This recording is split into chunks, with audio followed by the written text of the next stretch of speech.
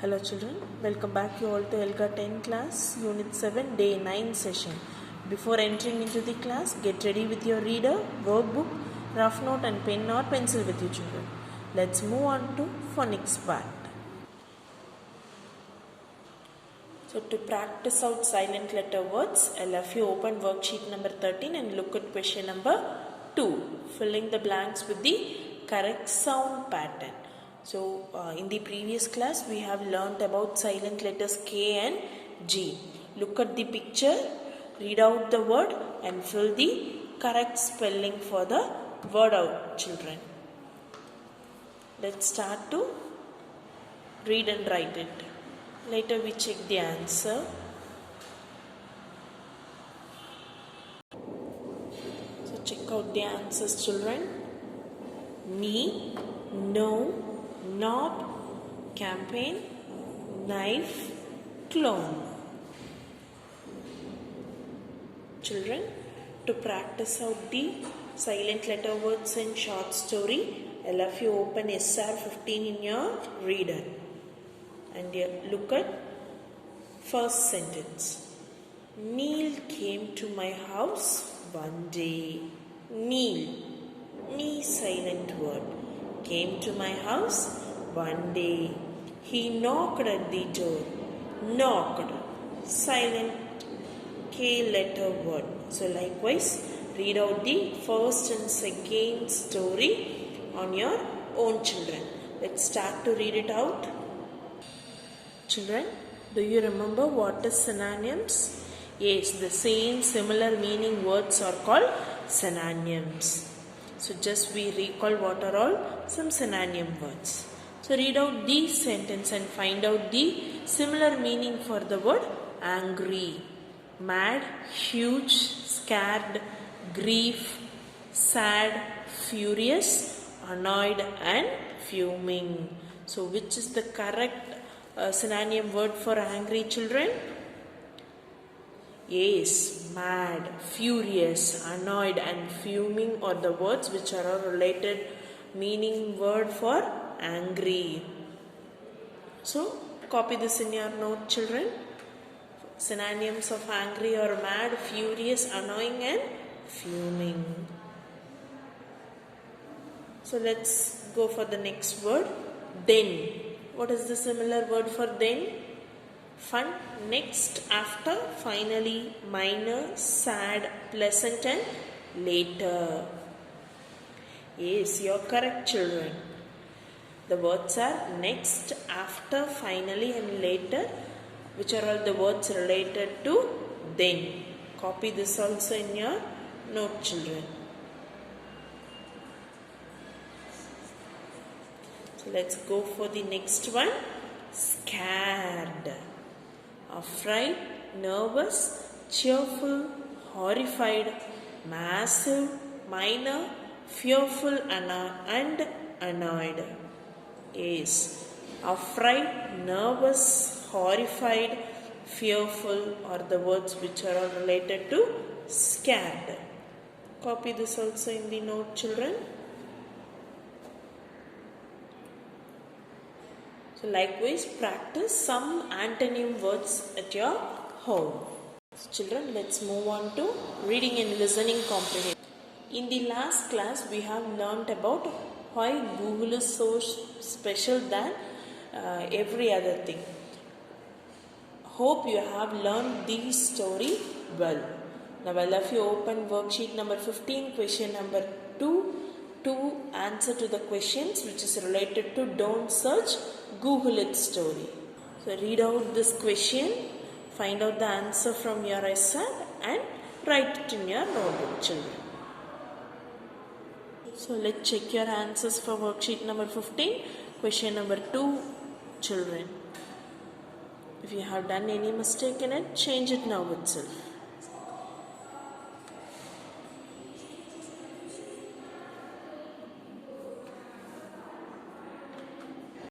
Have you all checked it out children? Let's move on to grammar part. In our last class we have learnt about what is verb, about simple tense and continuous. Today we are going to learn it about perfect tense in present, past and future. Let's read out this slide, children. Rajan completes his homework. Rajan is completing his homework. Rajan has completed his homework.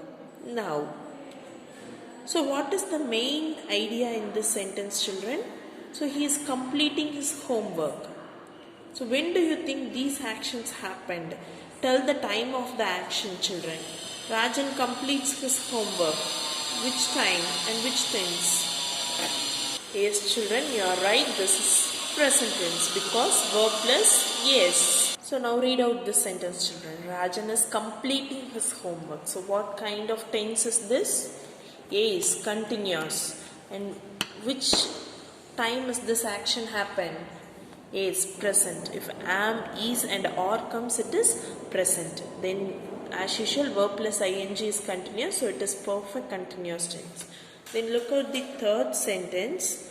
Rajan has completed his homework now. So what kind of tense is this, children? You don't know. Okay, let's move. Today we are going to learn about this third type of tense only, children. So this is generally happens verb plus yes shows what happens at present tense. Then verb plus ing shows it is continuous. Then if the verb shows the action has completed in the recent past, it is present perfect tense.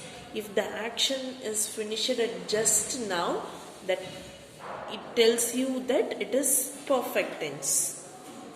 So this is called present perfect tense. If the verb has comes before verb, that is called present perfect tense. So instead of has, it means had, that is past perfect tense. So has or have plus verb plus ed form is called perfect tense. Could you understand, children? If the action is happened just now, we tell that in the exact manner, that is called perfect tense. Okay? For present perfect tense, we use has or have. It is according to the subject. If it is singular subject, has. If it is plural subject, have. Then verb plus ed. So this is perfect tense. Then look at this sentence. Meera completed her homework some time back. Completed. Then Meera was completing her homework some time back. Was completing. Then Meera had completed her homework long back. So what kind of tense is this? Completed, verb plus ed, past tense. Then was completing, was plus verb plus ing, past continuous tense. Then here had plus verb plus ed tells you that before certain period, before long years ago the action has been completed, we tell that thing at now, that is comes under past perfect tense. So verb shows the action was completed before a certain point in the past, that is called past perfect tense. So an action happens just before, we tell that at present, but the action is completed, we tell that it is present perfect tense. If the action is finished a long time before and we talk about that in the present, that is called past perfect tense. So just what is perfect tense is today's grammar part, children. Let's move on to writing and speaking expression. So all of you get ready with your draft writing on yesterday. We have collected some articles to publish as a newspaper. No, all of you make together all the own writing of your own and get ready to publish it in the paper. So first, to publish it, we need to give a good presentation, children. Up to this, we just write it in the paper. Today we are going to write it as a how we want to publish it in the paper. First, for that we need some layouts to write it. We have some steps to publish it in the paper. First we need proper information about it, and then we need some pictures related to that. So this is the format of layout to write it as a publishing part, children. First, the article 1, you want to write it the topic of the article, then you want to write it by whom it was written, then picture, then you need some puzzles or comic sections to publish it. The picture, puzzle and comic sections are some types of newses. We don't need the exact everything in the single article.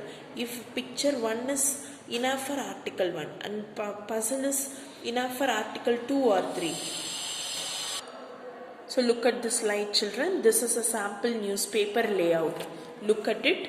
It is the heading of the newspaper, and they have published some news, and then related to that they publish a picture. Then they have some stories related to that they have picture.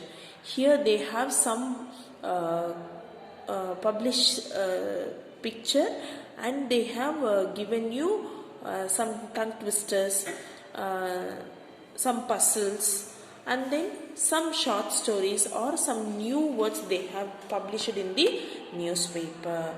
So likewise, create a layout for your own writing. So to make a publishing part of your writing, children, sit with your group members, take a chart and cut it into a required piece based on your writing, but it should be 3 pages. Okay, you need to cut 3 pieces of chart paper. Then you have to plan with your group members to decorate the layout, and where to place the picture, and where to start to write, where to give the headline with minimum of length. Then discuss how to allocate the space. Okay, how much space you need for picture and how much space you need for writing. Okay, children, get ready with chart and start to discuss with your group members, then start to write it. You can get help from your elders also. And your today's homework is read some English newspaper or magazine about how Google is helpful for us today. Thank you, children. Let's see you on tomorrow.